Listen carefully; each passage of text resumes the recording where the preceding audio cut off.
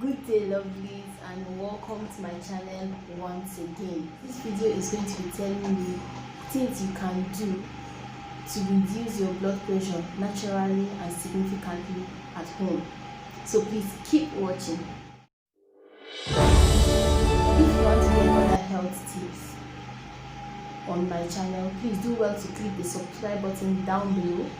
Yes, and then don't forget to comment, like, and share. You get more and more videos that are going to help you. Now let's get down to business.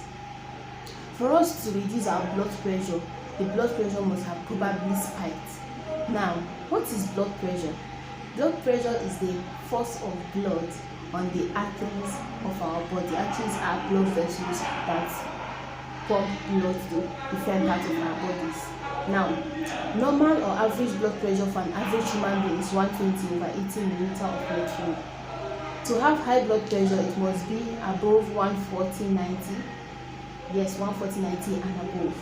Now, what blood pressure is not is blood pressure recorded after maybe I've seen Justin Bieber or Ariana Grande, and my blood pressure is measured at that point.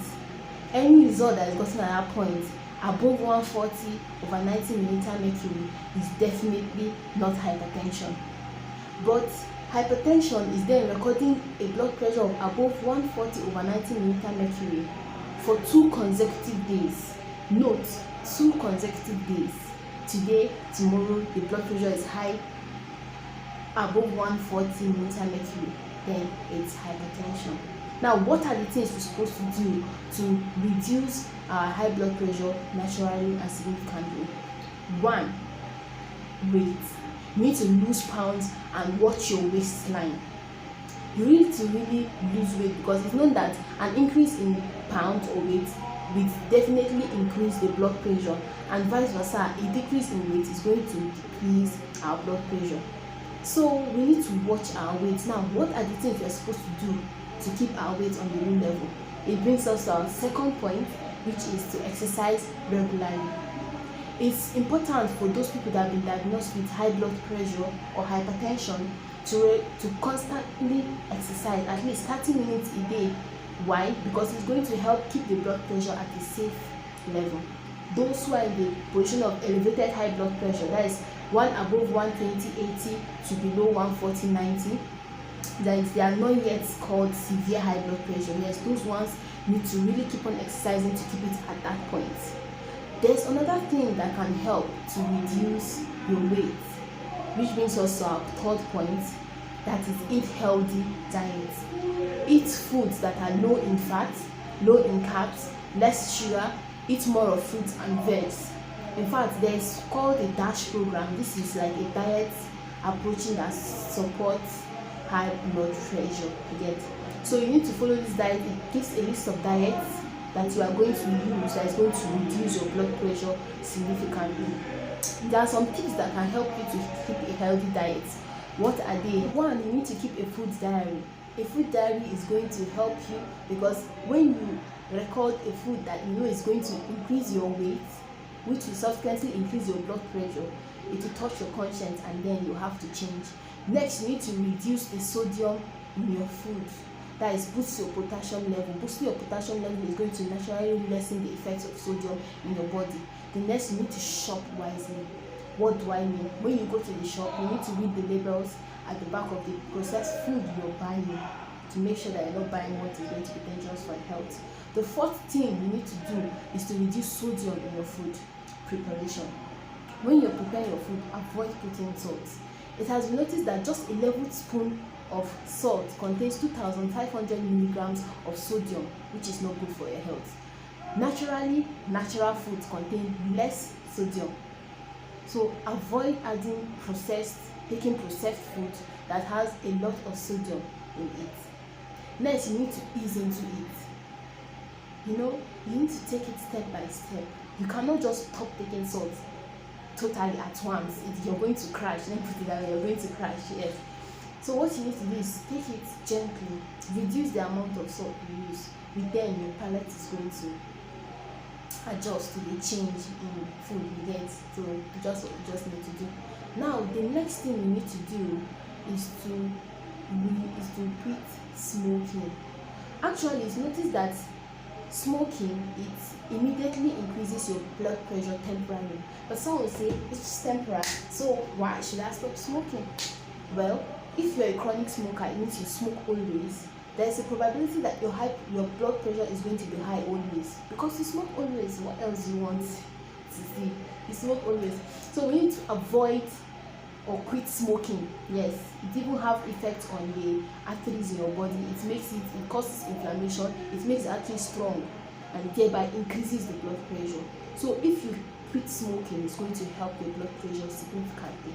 Next is to drink moderately.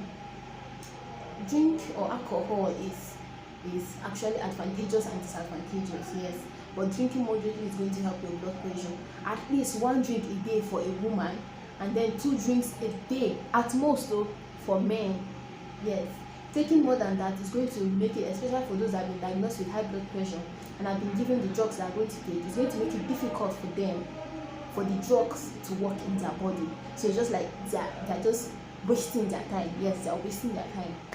Now, the next thing you need to do is to avoid stress.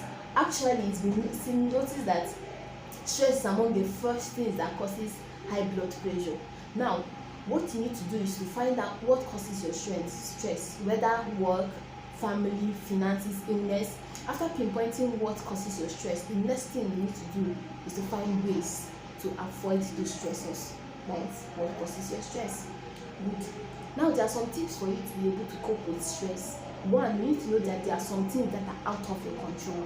Knowing those things are out of your control, what you just need to do is to find ways you can be able to work with them. You cannot actually solve them, but you just know what you're going to do when it comes.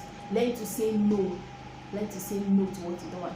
Now, for things you can control, find out ways to solve those problems. If you have a problem with your boss at work, you need to find that time to talk to him. With your family, you need to find that time to talk to them. If you find that you get stressed because you go late to work, what you need to do is to wake up early. When you wake up early, you prepare early and then leave early, so that you will not be stuck in traffic that will increase your stress, or you follow public transport, which is going to be easier. It depends on what you think is better for you. Now, you need to relax. I know this world nowadays is actually a busy world. If you don't do something, okay, get something. So what you need to do is to relax. When you come back from work, just find some time. This time I'm going to use it to relax, do things that I enjoy, dancing, swimming, whatever, just whatever that keeps you going. That's what you need to do. Yes. So finally, in that point of stressors, you need to learn how to say thank you to also ease stress. Now you need to sleep well. For example, you have to wake up to go to work early by 4, you come back late by 11. You have barely 4 hours of sleep. Now you need to plan so that you have enough time to sleep well. Well, if you're that type of person that usually have insomnia at night, then you need to look at yourself and say, what causes it? Do I take much caffeine during the day? If you do take much caffeine, then you have to cut down on your caffeine. Now, the next thing you need to do is to avoid naps in the afternoon. If you know that you usually take some naps in the afternoon, normally your body will not want to sleep early at night. What you need to do is to cut down, in fact, stop the naps, leave the sleep for the night. Yes. So when you cut it down, then you can able to sleep at night. Now, the next you need to do is to get a sphygmomanometer at home. That is a BP pump, a BP apparatus. Yes, you're going to be able to measure your BP at home, then record or talk to your doctor about anything you found out. Finally, you need to get support. Talk to your friends, family, neighbors, workmates, anybody around you that you have hypertension. They will know ways to help you and avoid being the stressors that will give you stress. Yes. So these are the things you are supposed to do, like I mentioned. I mentioned like 11 things you're supposed to do. But most importantly, take notes or put in your mind that when you are boosting your potassium level, which lessens the effect of sodium, talk to your doctor first, especially for those individuals that have kidney problems. Yes, that's so excellent to do. So thank you for watching my video up to this point. If you have, please click the subscribe button. If you didn't do it at the start of the video, please do well to click it now, like and comment.